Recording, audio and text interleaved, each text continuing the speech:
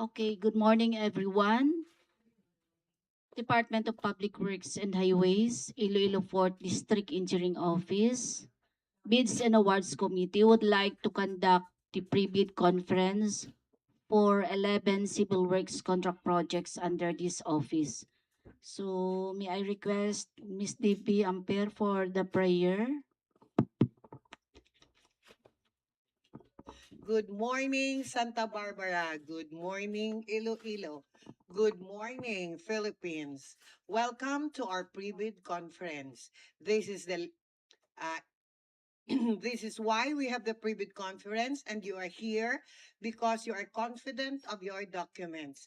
However, as the saying goes, sometimes what we think is best may not be good enough to some. We are here to look into your documents to find out if they are ready for bidding. Let us pray. Lord, thank you for allowing us to gather today for this pre-bid conference. We ask that you all for your blessings and happiness you have bestowed on us, and we thank you for your generosity and all abounding love. We pray that you send your Holy Spirit to guide us in this undertaking. May your divine guidance help us decide correctly on vital things. May we decide about things based on your command. Let us be reminded that all things we do be according to your will. In Jesus' name we pray. Amen. Okay, thank you, Ms. DB. So, may I request Engineer Nipomucino Elna, our Head Procurement Unit, for the attendance. Thank you, Adi Pearl. Good morning once again. May I present to you the members of Bids and Awards Committee of Iloilo 4th District Engineering Office, headed by Adi Perla Islaguardia as BAC Chairperson, Engineer Eva Espidunia as BAC Vice Chairperson, Engineer Santiasi Caigoy, BAC Provisional Member, End User for Construction Projects, and we have Ms. DBL Amper as BAC Secretariat Member, Engineer Leah S. Alarba as BAC Secretariat Member, and we acknowledge from our observer in the presence of Ma'am Marcialo C. Kasugod, Regional Chairman, Dr. Marcialo C. Kasugod, PhD, the Regional Chairman of the Philippine Anti-Corruption ZAR. And we acknowledge our representative from our bidder in the presence of Ma'am Gina E. Salaya, Liaison Officer of FLT Enterprises, and Ma'am Salvacion P. Cabalfin, Officer Staff of San Jose Builders. Good morning, ma'am. May I turn over this to Adi Pearl for our pre-bid conference? Okay, thank you, Engineer Nipomucino. So, considering that the BAC is in quorum, so I call to order this pre-bid conference for 11 civil works contract projects at 10:09 in the morning of June 18, 2026. So also I would like to appreciate the presence and the attendance of our observer from the civil society organization, Dr. Kasugod, Ma'am Marcialo. Thank you for coming from Philippine Anti-Corruption ZAR, and to our prospective bidders. So thank you for coming. So the following contracts to be bid are the following to be discussed for the pre-bid conference are the following. First is contract ID 26GI0005. So the name of contract, construction completion of multipurpose building, Santa Barbara, Iloilo. Barangay Zone 2, Municipal Building, Barangay Zone 2, Santa Barbara, Iloilo. 10.827642 and 122.531192. Location is Santa Barbara, Iloilo. Funding source is FY 2026 General Appropriations Act RA number 12314. Scope of work, construction, completion of Santa Barbara Municipal Building as per plan and specifications. Approved budget for the contract is 9,900,000 pesos. Contract duration is 168 calendar days. Next, contract ID number 26GI0015. Name of contract, installation application of road safety facilities, roadway lighting along Iloilo-Capiz Road, New Road, K0014 plus 1 plus 266 to K0014 plus 730.68. Location is Zarraga, Iloilo. Funding source, FY 2026 General Appropriations Act RE number 12314. Ano?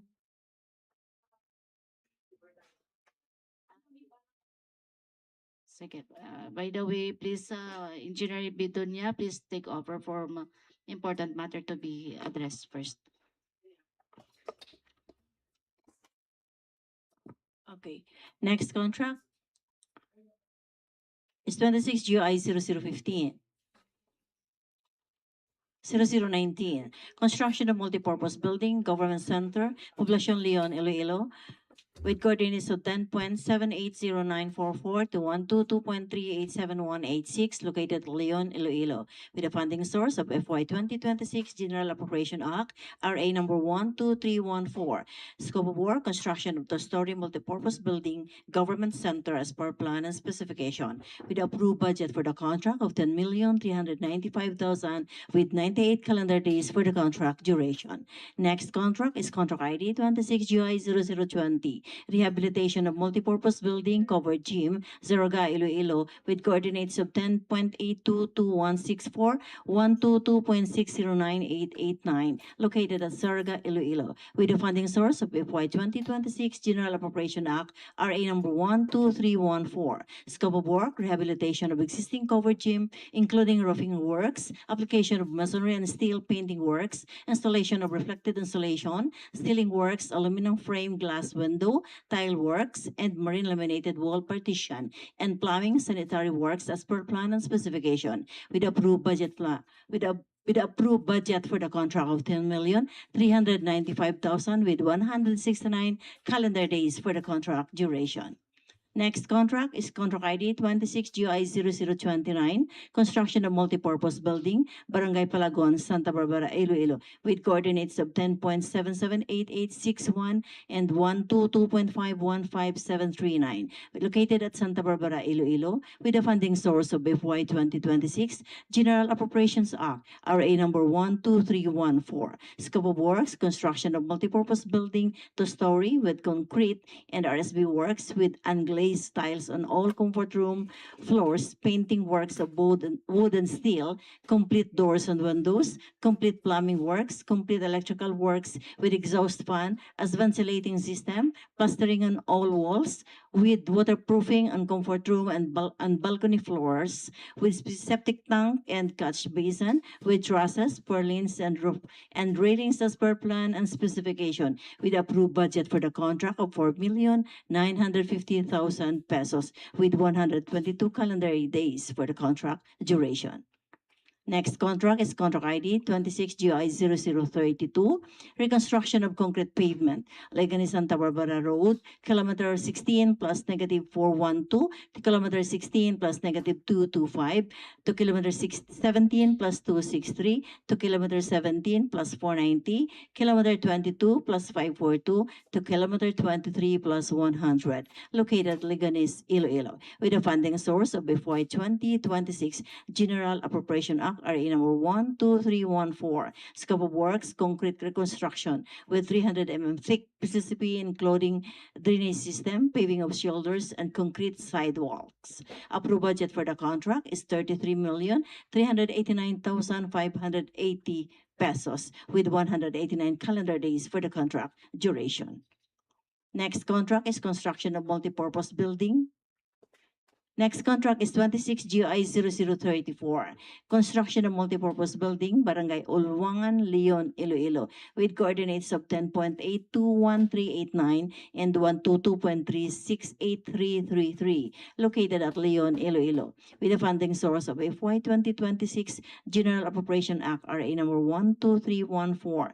Construction scope of work, construction of 12.5 meter by 22.73 meter covered court, application of masonry and steel painting works, overlaying of 100 thick concrete on the existing court slab, construction of masonry walls on both ends of the court and concrete canopy at the entrance of the court, installation of hanger board with fiberglass backboards and complete accessories, provision of 4 downspouts and gas basin, and electrical work as per plan and specification, with the approved budget for the contract of 4,950,000 pesos, with a contract duration of 115 calendar days.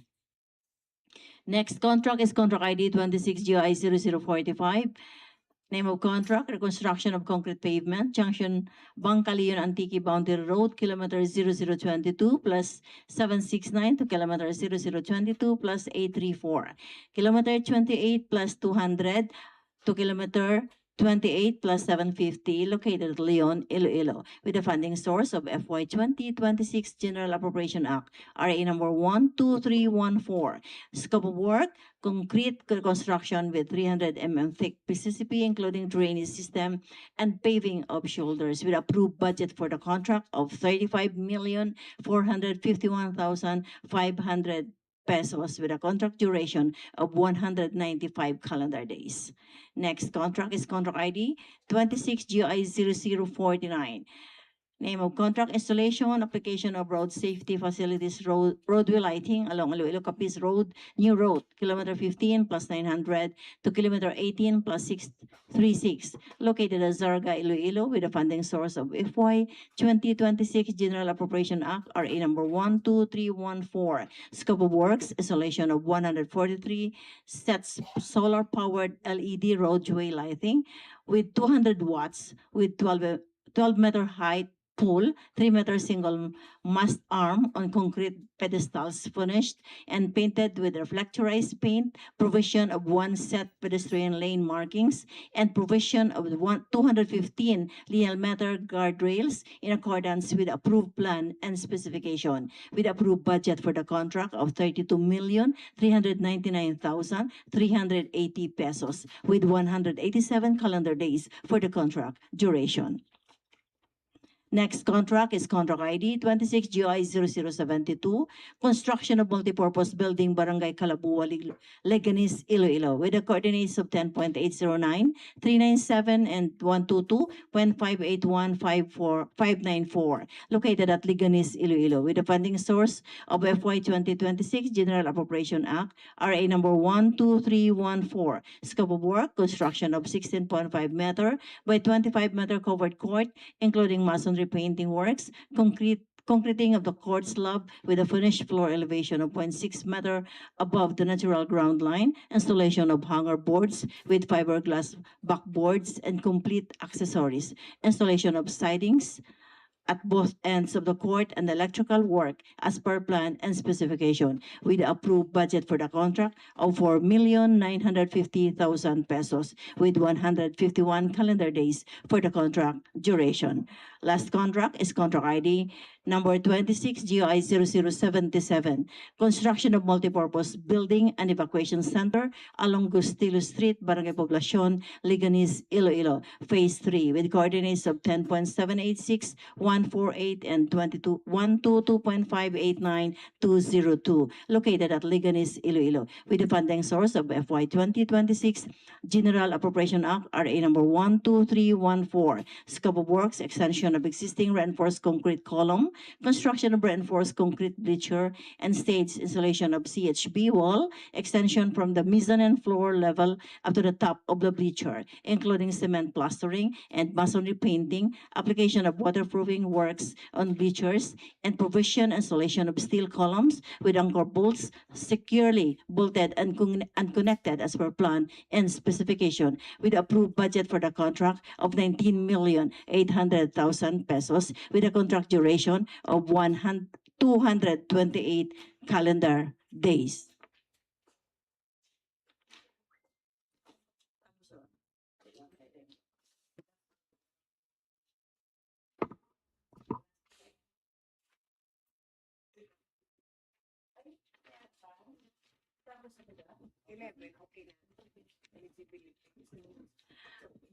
No. Okay, ma'am, then please read the eligibility requirements. Thank you, Ma'am Eves. For eligibility requirements, we have legal documents, technical documents, and financial documents. For legal documents, we have valid and updated PhilGIP certificate of registration, platinum membership. And for the technical documents, valid FICAB license or special FICAB license in case of joint venture and registration for the type and cost of the contract to be bid. For contract ID 26GI0005, 26GI0019, 26GI0020, 26GI0029, 26GI0034, 26GI0072, and 26GI0077. License category C and D, kind of project GB1 building or industrial plant, and size range small b. For contract ID 26GI0015, license category C and D, kind of project SPEE electrical works, and size range of small b. For contract ID 26GI0032, 26GI0045, license category B, kind of project GE1 road, highways, pavement, railways, airport horizontal structure, and bridges, and size range is medium A. And for contract ID 26GI0049, license category B, kind of project SPE electrical work, size range medium A. Statement of the bidder of all its ongoing government and private contracts, included awarded but not yet started, if any, whether similar or non-similar in nature and complexity to the procurement project. Statement of the bidder's single largest completed contract, similar to the procurement project to be bid, and whose value, adjusted to current prices using Philippine Statistic Authority consumer price indices, must be at least 50% of the ABC to be bid, provided, however, the contractors under small a and small b categories without similar experience on the procurement project to be bid may be allowed to bid if the cost of such contract is not more than the allowable range of contract cost of their registration based on the guidelines as prescribed by the FICAB. A contract shall be considered similar to the contract to be bid if it has the following categories. For contract ID 26GI005, 26GI0019, 26GI0029, 26GI0034, 26GI0072, and 26GI0077. Major category of works, buildings, construction without piles, low-rise, concrete frame 1 to 5 stories. Similar categories of work. 1. Buildings, construction with piles, high-rise concrete frame, cast-in-place piles 6 and above stories. 2. Buildings, construction with piles, high-rise concrete frame, cast-in-place piles 16 and above stories. Buildings, construction with piles, low-rise concrete frame, cast-in-place piles 1 to 5 stories. 4 buildings, construction with piles, low-rise, concrete frame-driven piles to 1 to 5 stories. 5 buildings, construction with piles, high-rise, concrete frame-driven piles 16 and above stories. Buildings, construction without piles, high-rise, concrete frame, 16 and above stories. And buildings, construction without piles, high-rise, concrete frame, 16 and above stories. 9 buildings, construction with piles, medium-rise concrete frame, driven piles, 6 to 15 stories. Buildings construction with piles, medium rise concrete frame, cast in place piles 6 to 15 stories. And 11 buildings construction without piles, medium rise concrete frame, 6 to 15 stories. Major category of works, building repairs, similar categories of works. Buildings, retrofitting high-rise, 2 building, retrofitting high-rise 16 and above stories, 3 buildings, retrofitting medium-rise 6 to 15 stories, 4 buildings, retrofitting low-rise 1 to 5 stories, 5 buildings, construction with piles, low-rise concrete frame, driven piles 1 to 5 stories. Building 6 with piles, high-rise concrete frame, driven piles 6 and above stories. 7 buildings, construction with piles, high-rise concrete frame, driven piles 16 and above stories. 8 buildings, construction with piles, low-rise concrete frame, cast-in-place piles 1 to 5 stories. 9 buildings, construction with piles, high-rise concrete frame, cast-in-place piles 6 and above stories. 10 buildings, construction with piles, high-rise, concrete frame, cast-in-place piles, 16 and above stories. 11 buildings, construction with piles, low-rise steel frame, driven piles, 1 to 5 stories. Buildings, construction with piles, high-rise steel frame, driven piles, 6 and above stories. 13 buildings, construction with piles, high-rise steel frame, driven piles, 16 and above stories. 14 buildings, construction with piles, low-rise steel frame, cast-in-place piles, 1 to 5 stories. Buildings, construction with piles, high-rise steel frame, cast-in-place piles, 6 and above stories. And 16, construction with piles, high-rise steel frame, cast-in-place pile, 16 and above stories. 17 buildings, construction without piles, low-rise steel frame 1 to 5 stories. Number 18 is buildings, construction without piles, high-rise steel frame 6 and above stories. 19 buildings, construction without piles, high-rise steel frame 16 and above stories. And 20 buildings, construction without piles, low-rise concrete frame 1 to 5 stories. Building construction without piles, high-rise concrete frame 6 and above stories. Buildings construction without piles, high-rise concrete frame 16 and above stories. 23 buildings construction with piles, medium-rise concrete frame, driven piles 6 to 15 stories. Buildings construction with piles, medium-rise concrete frame, cast-in-place piles 6 to 15 stories. 25 buildings construction without piles, medium-rise concrete frame 6 to 15 stories. 26 buildings construction with piles, medium-rise steel frame driven piles 6 to 15 stories. 27 buildings co-construction with piles, medium-rise steel frame, cast-in-place piles 6 to 15 stories.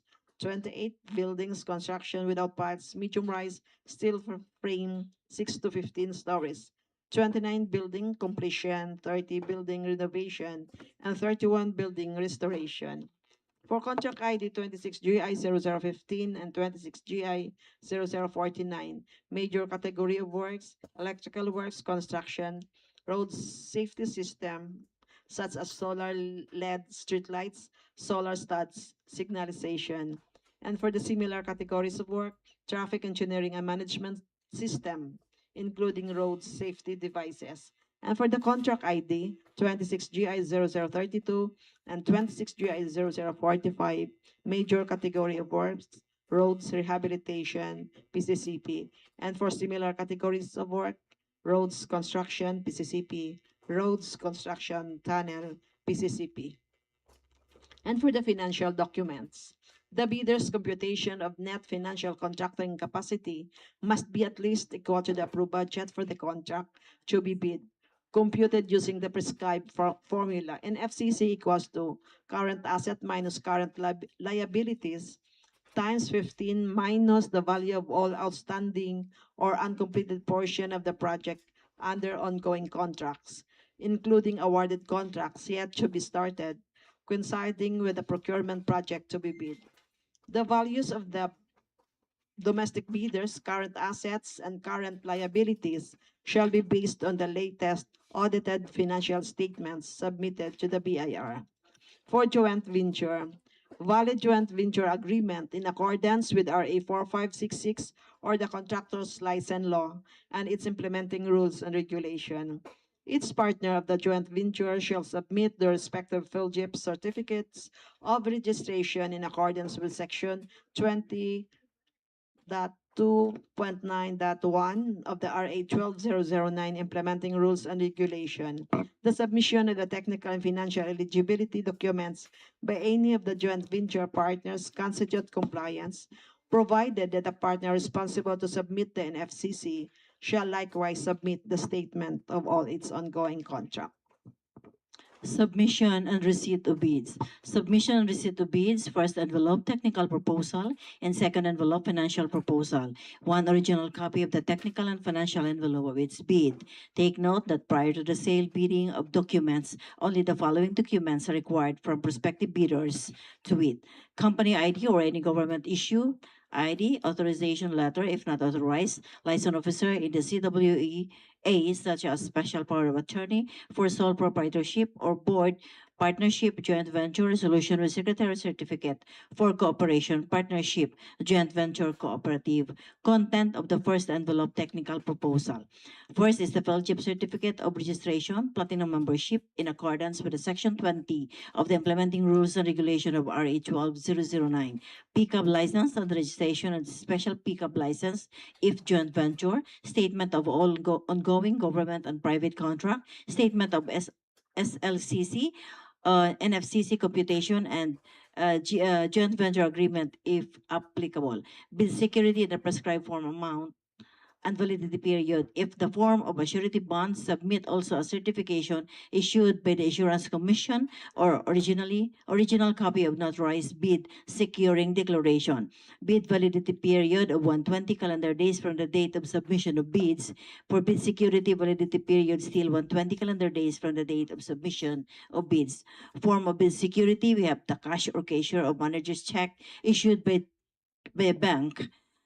Amount of bid security not less than the required percentage of ABC is 2% of the approved budget for the contract. For the bank draft or guarantee or a revocable letter of credit issued by a bank, provided, however, that it shall be confirmed or authenticated by the bank if issued by the foreign bank, is 5% of the approved budget for the contract.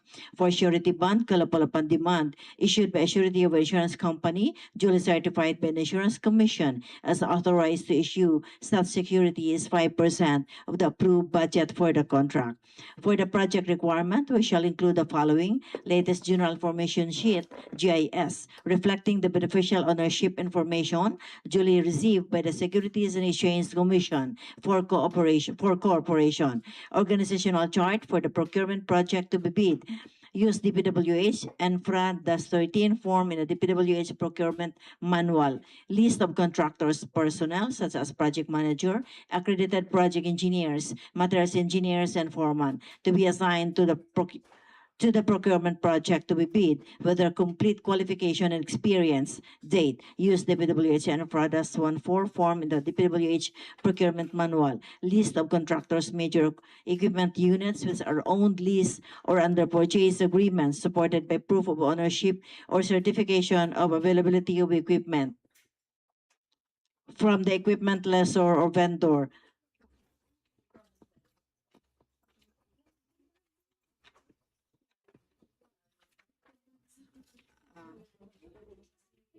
Uh, List of contractors' personnel such as project manager, accredited project engineers, materials engineers, and foremen to be assigned to the procurement project to be bid with their complete qualification, experience, data. Use DPWS Infra 14 form in the DPWS procurement manual.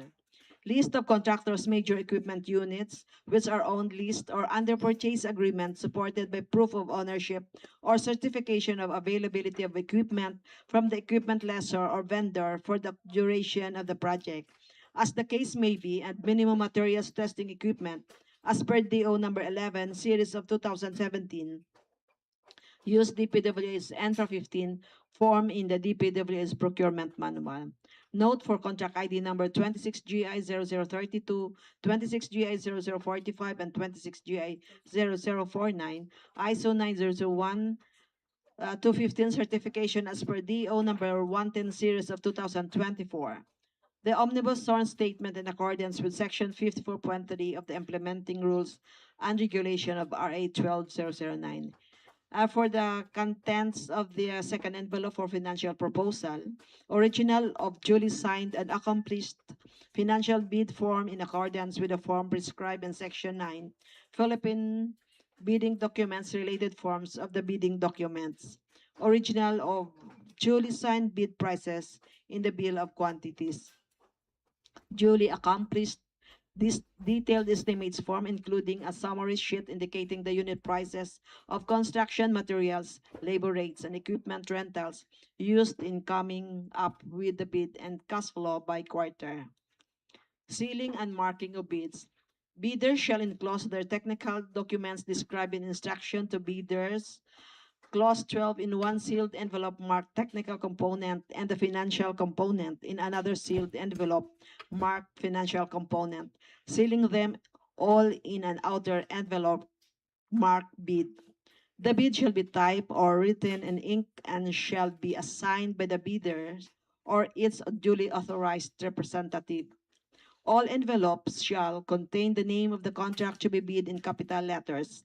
Bear the name and address of the bidder in capital letters, be addressed to the procuring entities back in accordance with the ITB clause 18.1, bear in the specific identification of this bidding process indicated in the ITB clause 1.1, and bear a warning, do not open before the date and time for the opening of bids in accordance with ITB clause 19. Sealing and marking of bids for manually submitted bid envelopes that are not properly sealed and marked as required in the bidding documents, the same shall be accepted, provided that the bidder or its duly authorized representative shall acknowledge such condition of the bid as submitted. On the other hand, unsealed or unmarked bid envelopes or bids that cannot be opened or corrupted in case of online submission shall be rejected. The bank shall assume no responsibility for misplaced or lost contents of the improperly sealed or marked bid or for its premature opening. No technical and financial proposals must be in paper size of A4 bond paper. Okay, thank you, Engineer Igoy. So let's go to the bid evaluation requirements.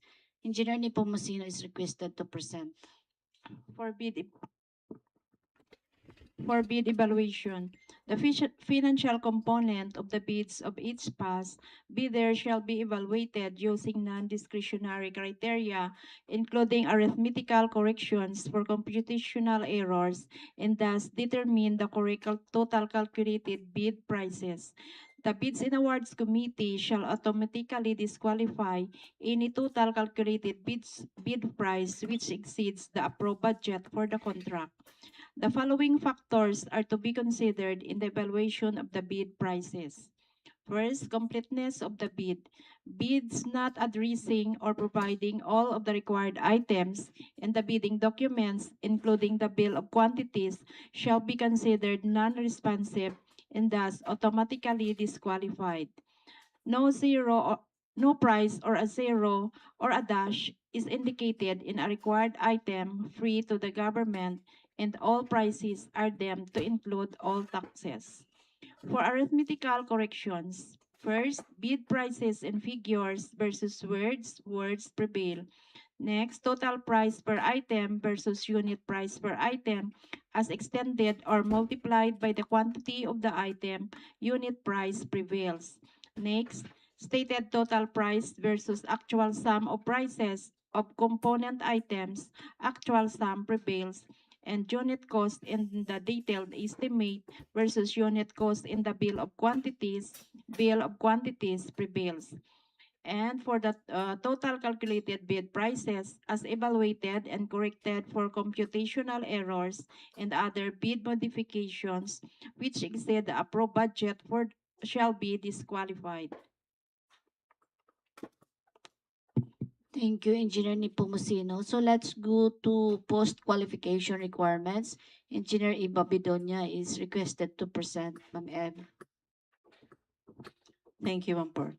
For post-qualification, the post-qualification shall verify, validate, and ascertain the veracity, authenticity, and validity of all the eligibility documents supporting the FELGIP certificate of registration, platinum membership, and all the other statements made and the documents submitted by the bidder with lowest calculated bid using non-discretionary criteria as stated in the bidding documents. These criteria shall consider but shall not be limited to the following: for legal requirements to verify, validate, and ascertain licenses, certificates, permits, and agreements submitted by the bidder, and the fact that is not included in any blacklist as provided in Section 54 of the IRR of RA 12009 within 5 calendar days from the receipt by the bidder of the notice from the back that the bidder has the lowest calculated bid. The bidder shall submit all the eligibility documents supporting its FELGIP registration, certificate of registration, its latest income and business tax refund filed for the preceding quarter, which should not be earlier than 2 quarters from the date of the submission and receipt of bid, and other appropriate licenses and permits required by law and stated in the bidding documents. Failure to submit any of the post-qualification requirements on time or a finding against the veracity thereof shall disqualify the bidder for award, provided that in the event that a finding against the veracity of any of the documents submitted is made, it shall cause the forfeiture of the bid security in accordance with Article 21 of the Act and the IRR of RA 12009. For technical requirements to verify and validate the bidder's stated compliance with the requirements specified in the bidding documents, verification and validation of the bidder's stated competence and experience, and the competence and experience of the bidders' key personnel to be assigned to the project, verification of availability and commitment, and their inspection and testing for the required capacities and operating conditions of equipment units to be owned, leased, and purchased by the bidder for use in the contract under bidding. Failure of the prospective bidder to state a complete technical description of the pledged equipment and the specific location shall return in the bidder automatic post disqualification for award or of contract and forfeiture of its bid security per DO number 58 series of 2012. Checking the performance of the bidder in its ongoing government and private contract. If any of these ongoing contracts show negative slippage of at least 15% in any one project or negative slippage of at least 10% in each of 2 or more contracts. Failure of the contractor to commence repair works and to complete ongoing contracts in the prescribed date after receipt of the notice of defect and deficiency. Failure of the contractor to commence repair works and contracts with pending certificates of acceptance in the prescribed date after the receipt of the notice of defects and failures, substandard quality works, or unsatisfactory performance per contract term and condition at the time of inspection. And take note that if the BAC verifies any of these deficiencies to be due to the contractor's fault or negligence, the agency shall disqualify the contractor from the award. Ascertainment of the authenticity of the bid security and its correctness as to type, amount, form, and wording, and validity period as required in the bidding documents. For the financial requirements, to verify and validate the bid price proposal of the bidder, and whenever applicable, the required committed line of credit and the amount specified and over the period stipulated in the bidding documents or the bidder's NFCC to ensure that the bidder can sustain the operating cash flow of the transaction. Notes on the personnel and equipment requirements of the project as per DO number 9 series of 2012. Technical requirements for civil works project for public bidding. If a proposed key technical personnel is an employee of the bidder and working on another project at the same time of the bidding, the bidder shall submit a certification that the personnel will be pulled out from the ongoing project once the bidder is awarded the contract. and he or she will be replaced with another person with equal or better qualification as certified by the head of the implementing office. The bidder may propose a key technical personnel who is not its employee, provided that the said personnel is required to submit a certification that she or he will work for the bidder if it is awarded the contract under bidding. This certification shall be included in the first envelope of the sealed bid. Also, the verified during post-qualification is the set of equipment pledged by the bidder. The bidder should specify in the submitted bid the location of the equipment where there can be inspected. If any equipment is not in the specified location, then the bidder shall be post disqualified. For the list of key personnel for all project, for key personnel, project manager with general experience of 5 years, same with relevant experience 5 years, accredited project engineer 3 years, relevant experience 3 years, project inspector experience is 2 years, relevant experience 2 years, materials engineer 2 years, and still 2 years for relevant experience. For the foreman 1 year, and same with relevant experience 1 year. For safety officer with safety officer 2, mandatory 40-hour basic OSH training course applicable to industry. For safety officer 3 or SO3, mandatory 40 hours basic OSH training course applicable to the industry, additional 48 hours, or advanced specialized occupational safety training course relevant to the industry and other requirement as prescribed by the OSH standard. For the minimum OSH experience, at least 2 years of experience in OSH. Take note that the implementation of Section 3 of the 0148 series of 2024 guidelines on the accreditation and assignment of contractors and consultants project engineer. For the list of key personnel, may be owned, lease, or under purchase agreement supported by certification of availability of equipment from the equipment lessor or vendor for the duration of the project. For the contract ID 26 GI 005, please refer to the ITB clause 12.1. And Section 3 will be the sheet of the bidding documents. For 26 GI 0015, still refer to the ITB. Same with 26 GI 0019, GI 0020, GI 0029, GI 0032, GI 0034, GI 0045, GI 0049, GI 0072, and GI 0077. Please refer to ITB clause 12.1 and Section 3 of bid data sheet of the bidding documents. The proof of ownership of equipment requirements are copies of the current LTO official receipt and certificate of registration of the equipment, which should be attached together with affidavit of ownership in case of leased equipment. A lease contract and affidavit of commitment should be submitted with the lessor owner as the pledger of the equipment, stating therein that the equipment will be available for the whole duration of the project. For purchase agreement, the description of the equipment to be purchased such as brand, model, type of equipment, motor number, body number, and the capacity must be indicated in the document. Otherwise, the BAC will not honor the purchase agreement and the bidder will be declared as non-complying. Likewise, list of contractors' major equipment units pledged to be used for the project must be supported by proof of ownership if it is owned, lease agreement if it is being leased, and purchase agreement if to be purchased. A certification of availability of equipment for the duration of the project must also be provided by the equipment owner and or lessor vendor. Prospective bidder contractors are likewise required for the inclusion of the minimum materials testing equipment in the technical component of the bid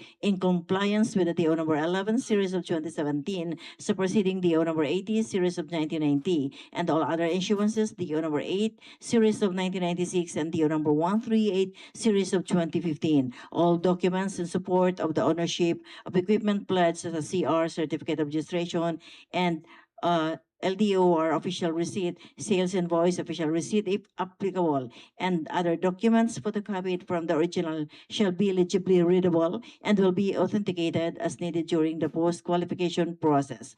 Corollarily, DO number 58, series of 2012, dated August 29, 2012, further provides that the inclusion of materials data on the pledged equipment of the bidder by requiring all bidder contractor to fully comply with the contract minimum equipment requirements as prescribed in the bid documents a complete technical description of their pledged equipment, whether owned or leased, such as but not limited to the engine number, year model, chassis number, plate number, production and load, cap- load capacity, year model, availability and operating condition. In addition, bidders were also required to state in their bid documents the particular place or site where the equipment are located as provided for under DO number 9, series of 2012, that failure to comply with the said requirements shall result in the bidder's automatic post-disqualification for award and forfeiture of its bid security. Thank you, Engineer Bidonia. So let's go to contract award criteria. So award criterion, the contract shall be awarded to the bidder whose bid has been determined to be the lowest calculated and responsive bid, or LCRB, as a result of the detailed evaluation and post-qualification conducted.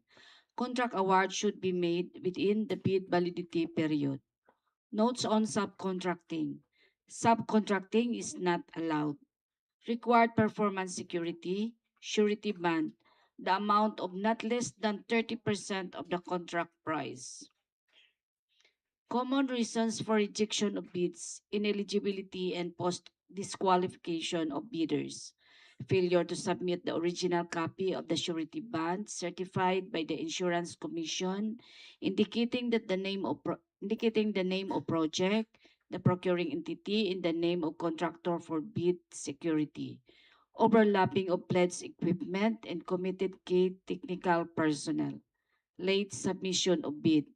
Failure to submit supporting documents, example, certification of availability of equipment from the equipment lessor or vendor for entire duration of the project, if equipment pledged is to be leased or purchased. Negative slippage of at least 15% in any one project, or negative slippage of at least 10% in each of the two or more contracts. Unsatisfactory CPS rating. Common errors in the submission of bids. Incomplete pages of bid, technical and financial documents. Authority of the signatory to sign on behalf of the bidder. Single proprietor, signatory should be the owner or proprietor only. Corporation or cooperative, signatory should be the person authorized in board resolution and board secretary certificate. Joint venture, signatory should be the person authorized in joint venture resolution or agreement. Partnership, signatory should be the person authorized as indicated in the articles of partnership. Schedule, deadline for submission of clarification and amendment, June 22, 2026. To be addressed to Perla is LaGuardia, Chairperson, Bids and Awards Committee, with email address laguardia.perla@dpwh.gov.ph, or to Elna P. Nepomuceno, Head Procurement Unit, email address nepomuceno.elna@dpwh.gov.ph. Deadline for submission of bids is June 30, 2026 at 9 o'clock in the morning. Number of pieces of bid proposal, one original copy of the technical and financial envelope of its bid. Place of submission of bids is at back Procurement Office, DPWH Iloilo 4th DEO. To all prospective bidders, you may submit your bid either electronically or manually pursuant to Department Order number 87, series of 2020, and submit your queries, if any, until June 22, 2026. So may we hear your any questions or clarification from our prospective bidders?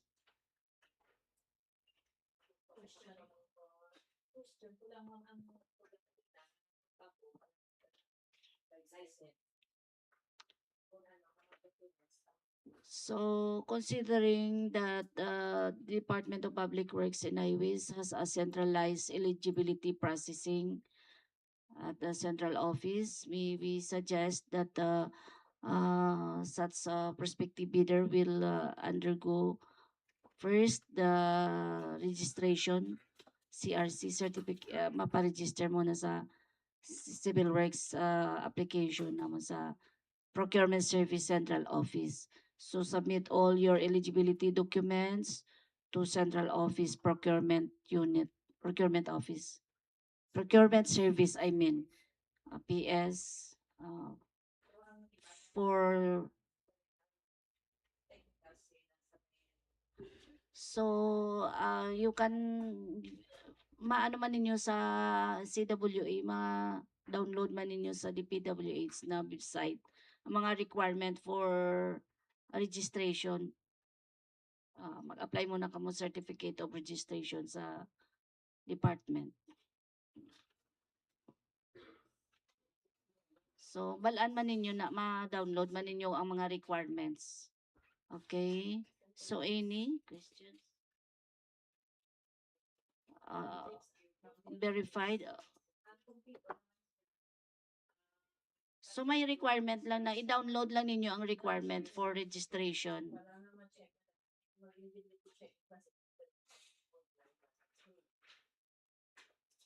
So, no more clarification? Hearing none?